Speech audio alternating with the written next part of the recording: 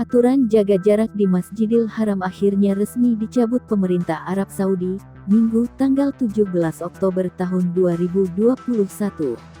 Kebijakan itu diambil pemerintah Arab Saudi setelah menurunnya kasus COVID-19 di negara tersebut.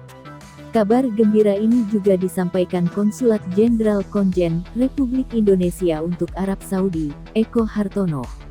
Eko mengatakan, pemerintah Arab Saudi telah menghilangkan batasan jumlah pengunjung di dua masjid utama, yakni Masjidil Haram dan Masjid Nabawi mulai Sabtu tanggal 17 Oktober tahun 2021.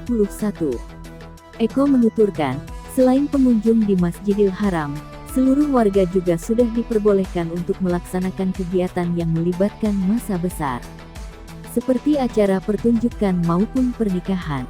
Kendati demikian, Eko mengingatkan, pengunjung yang diperbolehkan masuk adalah yang telah menerima dosis vaksin lengkap. Sekaligus, aturan wajib memakai masker di dalam masjid juga tetap berlaku.